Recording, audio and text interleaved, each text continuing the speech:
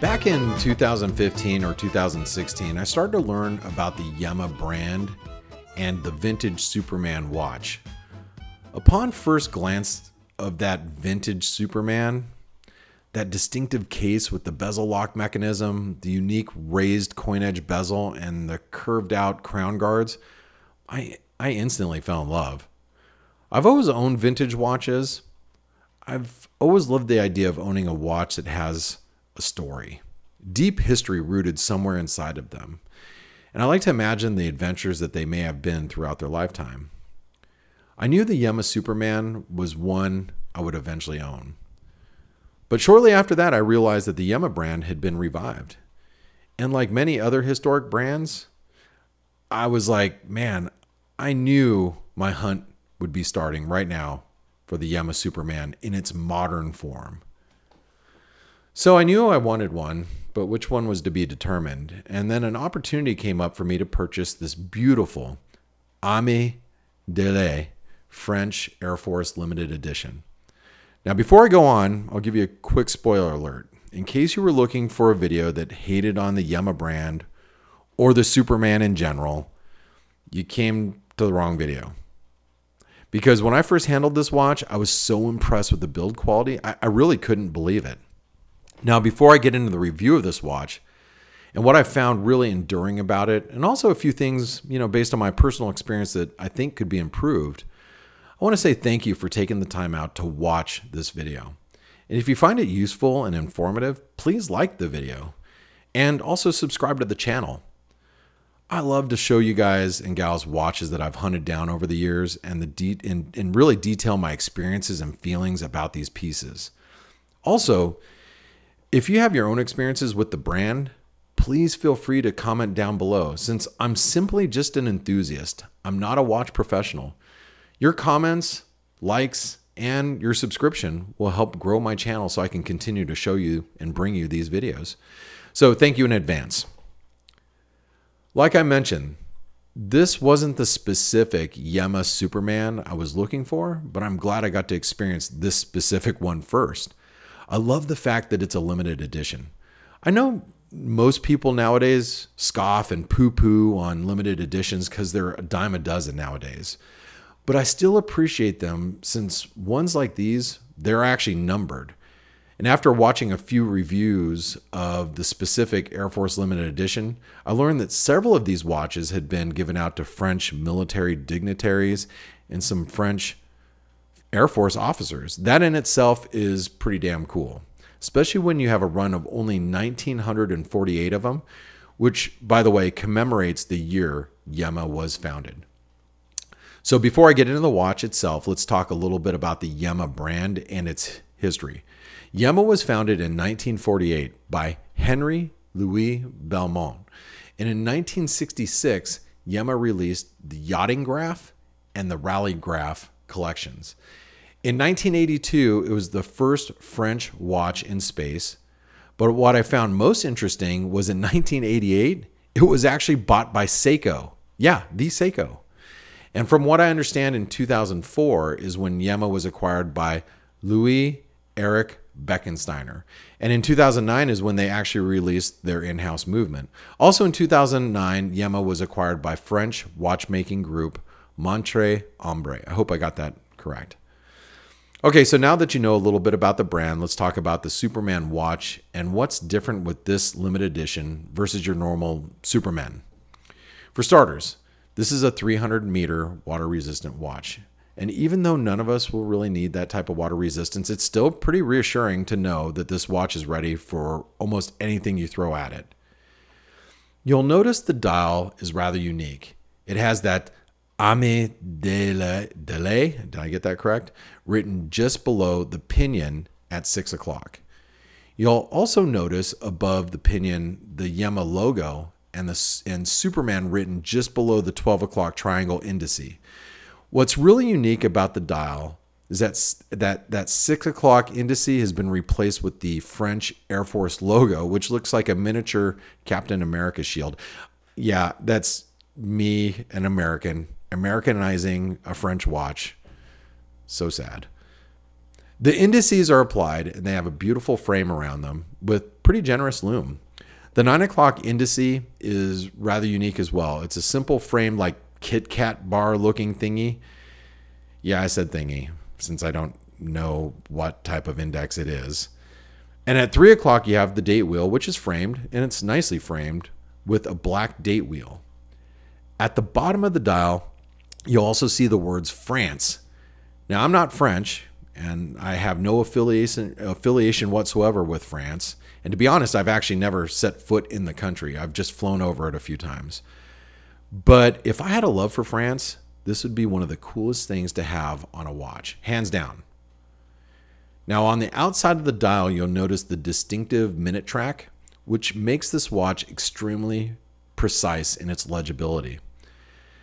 Before we move on, I have to say that the dark gray matte color of the dial is spectacular. I find myself just looking at the dial quite a bit because it looks black in most lighting situations, but in the sunlight, it's a very dark gray. You might also notice that the color of the indices are slightly different of that of the hands, and I'm not sure if this was intentional or not, but it actually works on this watch. If you look at the hands, they are black with stark white lume application. The minute hand is a distinctive arrow, and from what I've read about the handset, because they're black and it's like a stealth black, I think it's specific to the French Air Force. The sweeping minute hand is also black, and it has that Seiko-esque familiar stoplight tip. It's a really nice touch because it looks like it's floating across the dial because the dial being so dark as well. Speaking of the second hand, what's powering the Yema watch is the in-house MPB 1000 caliber, which does feature 31 joules, a quick set date, hacking seconds, and a frequency of 28,800 beats per hour. And it has 45 hours of power reserve, which is pretty good. But that's what gives it that very smooth sweep you see across the dial. One of the things I wanted to mention here is that my experience with this in-house movement has been very impressive. The watch I have, this one specifically, runs within a couple seconds a day, and it runs really strong.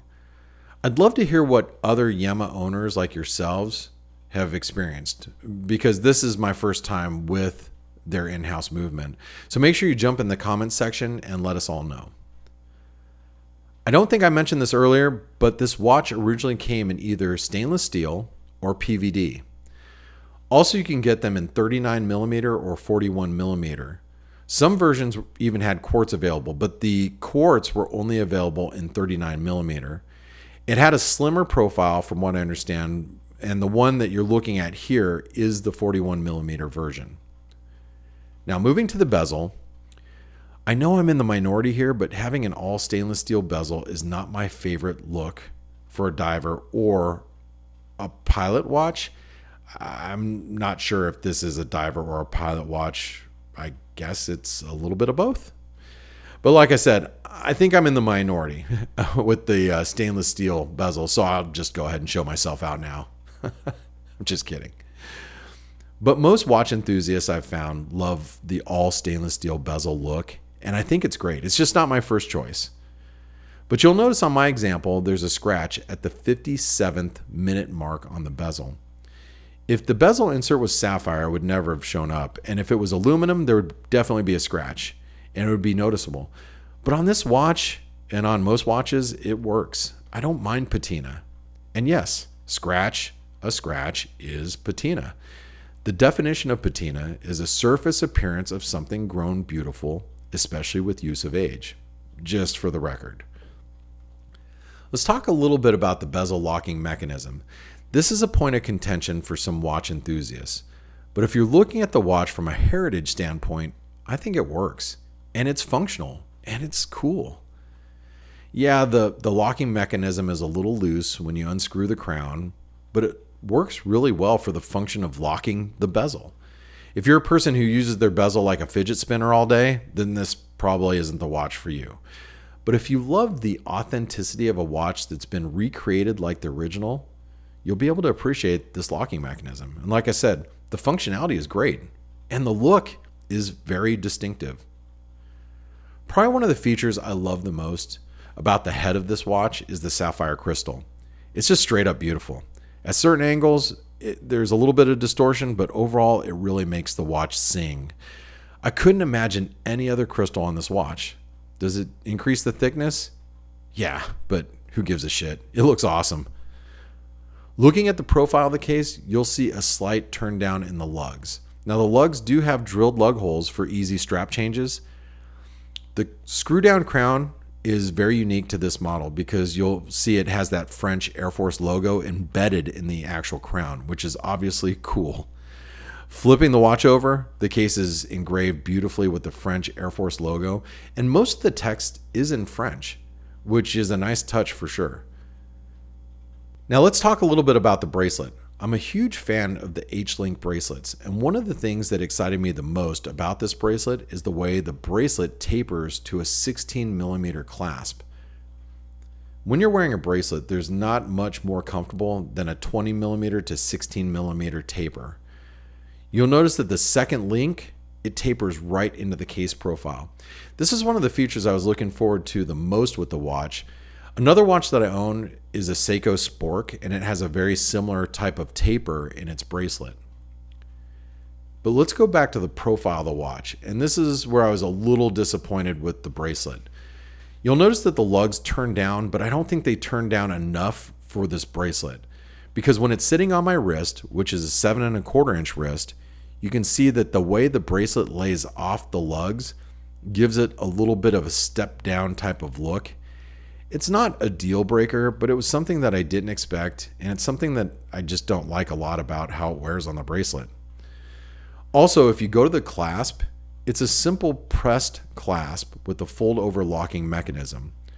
But you see this diver's extension? It easily deploys when the clasp is unlocked, at least in the example that I have here.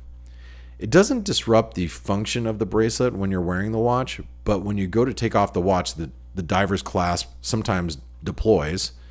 And to be frank, it makes it easier to pull off the wrist for sure. So it's not that big of a deal. But it is something that I wanted to make sure that I did note here in this review.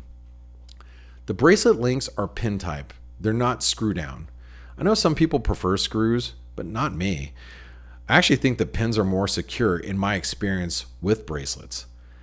I've had bracelets that have screw down links, and over time, you'll see those screws kind of come undone, and that scares me a bit, unless you're willing to put Loctite on every single screw, which I know some of you do. The included canvas strap is okay, and obviously because it's brand new, it's not nice enough for me to use. I guess that's saying something in itself. But what's really cool about the canvas strap is it has a buckle with the Yema logo engraved. And on the underside of the strap, it also has the printed French Air Force logo and the name, which it is a nice touch. And as you can see on my 7 1/4 inch wrist, the watch wears really well. I think if you had a smaller than a 6 3/4 inch wrist, you may want to hunt down the 39mm version if you can find one, and that's just my personal opinion.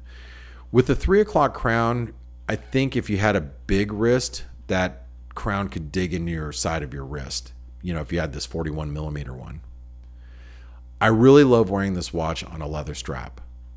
But also, this watch is so fun to wear on NATO straps as well.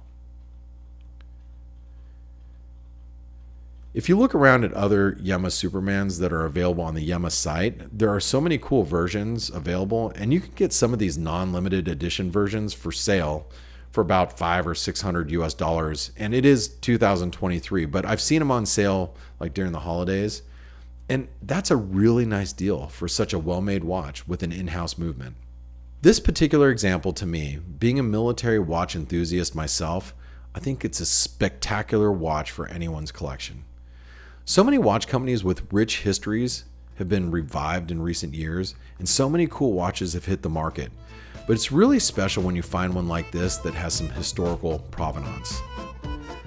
Well, if you've made it this far, let me introduce myself. My name's Blake. I'm a bit of a watchaholic. And if you made it this far, I'm going to assume that you are one too.